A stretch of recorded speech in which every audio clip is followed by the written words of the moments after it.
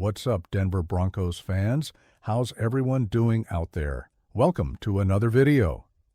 Today we're diving into a hot and crucial topic for the future of our franchise: the impact of Sean Payton and George Paton's decisions on the Broncos, rebuild, and what it means for the 2025 season.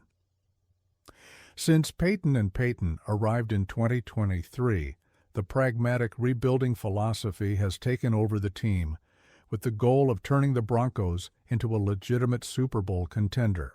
But of course, the NFL is full of challenges, especially with the salary cap at play, and 2025 will be a year of critical decisions. We're talking about players like Alex Singleton, Ben Powers, and John Franklin Myers, whose contracts and situations could change the face of the team in the coming years. Is renewing these players feasible, or will the Broncos choose a new direction? The answers to these questions could be what takes the team to the top again or not. So, go ahead and subscribe to the channel, drop a like, and share it with your friends. I want to know what you think about these tough choices Payton and Payton are going to have to make. Let's go on this journey together, and let's get to the video. Since the arrival of head coach Sean Payton and general manager George Paton in 2023, the Denver Broncos have focused on a pragmatic rebuild, with a clear goal of turning the roster into a consistent Super Bowl contender. To achieve this, the young team has invested in strategic signings, bold trades, and draft picks aimed at young talent. However, the NFL is a game of salary cap, longevity, and constant renewal. After the 2025 season, the Broncos will face critical decisions that will determine their path to competitiveness, involving players like Alex Singleton, Ben Powers, and John Franklin Myers. Alex Singleton, 31, joined the Broncos in 2022 as an underrated signing. His leadership on the field and his ability to make tackles, 141 tackles in 2023, made him a key player on defense. However, in 2024, an ACL injury interrupted his season, raising questions about his ability to return to peak physical form. His current contract expires after 2025, with a base salary of $7 million in 2025 and a bonus of $2.5 million. If cut in 2026, the Broncos would save $8 million on the salary cap, absorbing $1.5 million in dead money. His ACL recovery, which requires 9 to 12 months, will be crucial. The signing of Dre Greenlaw and Drew Sanders' transition to inside linebacker adds competition. Sanders, at 24, has the potential to be a starter, and Singleton's age, 31, works. Against long-term renewals, linebackers over 30 rarely get extensions, as seen in Bobby Wagner's case, where the Seahawks released him at age 32. Possible scenarios include Singleton accepting a reduced contract in 2026, the Broncos prioritizing Greenlaw and Sanders, or an early release due to injury. Betting on young players like Sanders seems more likely, aligning with the strategy of cost-saving and rejuvenation. Ben Powers, left guard, was signed in 2023 to strengthen the offensive line. In 2024, he allowed only 2 sacks and had a 75% efficiency in run blocking, but his performance doesn't justify being one of the highest-paid guards in the league.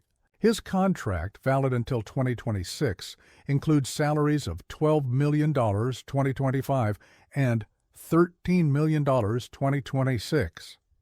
A clause allows the team to cut him after June 2025, saving $13 million in the cap with $5.2 million in dead money. The Broncos' offensive line is one of the most expensive in the NFL. Garrett Bowles, LT, earns $20 million per year through 2027. Quinn Meinerz, Aussie, $15 million per year through 2028. And Mike McGlinchey, RT, $17.5 million per year through 2027, keeping. Powers would mean allocating $67.5 million a year for just 4 offensive line players, limiting the ability to re-sign stars like Patrick Surtain II. Alternatives include drafting prospects like Josh Conerly Jr., Oregon, or Donovan Jackson, Ohio State, targeting free agents like Elgton Jenkins, Packers, or promoting Luke Wattenberg from the practice squad. Unless Powers agrees to a salary adjustment, his departure is almost certain, freeing up resources for other positions. John Franklin Myers, JFM, defensive end acquired in a trade with the Jets in 2024, had his best year in 2024 with 9 sacks and 15 QB hits. His $14 million a year contract runs through 2026, but the Broncos can cut him after 2025, absorbing $6 million dead money. At 30 years old in 2026, JFM will face the typical physical decline of his position. The 2025 draft offers prospects like James Pierce Jr., Tennessee, or Nick Skirton, Texas A&M, who would be cheaper. Priorities such as extending Baron Browning, OLB, or signing an elite WR may influence the decision.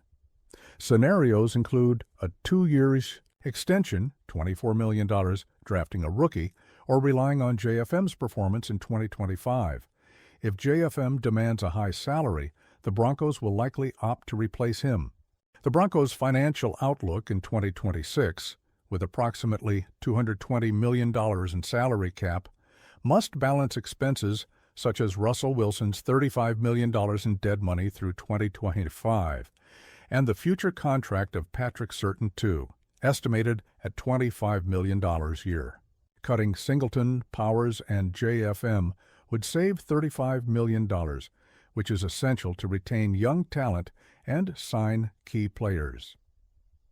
Sean Payton and George Payton's philosophy, marked by ruthless decisions like cutting Justin Simmons in 2024 and trading Jerry Jeudy, indicates that sentimentality won't stop changes. Payton values systematic players who fit his tactical scheme. The Broncos are at a typical NFL crossroads: keep productive veterans or bet on younger players with higher potential. Each decision reflects financial discipline and tactical vision. To return to the Super Bowl, the team will need to make the right calls, balancing the present and the future. The Payton era will be judged by this ability, while factors like injuries, surprises in the draft, or changes in the cap rules may challenge even the best plans. For fans, 2025 will be a year of hope and inevitable goodbyes, marking another chapter in the quest to return to NFL elite. So, Broncos fans, what did you think of the video? Leave your thoughts in the comments. We'd love to know what you think about the decisions the team will have to make in 2025. If you enjoyed the content, don't forget to subscribe to the channel and share it with other Broncos fans. Let's keep following this journey together in pursuit of returning to the NFL elite. See you next time. Go Broncos!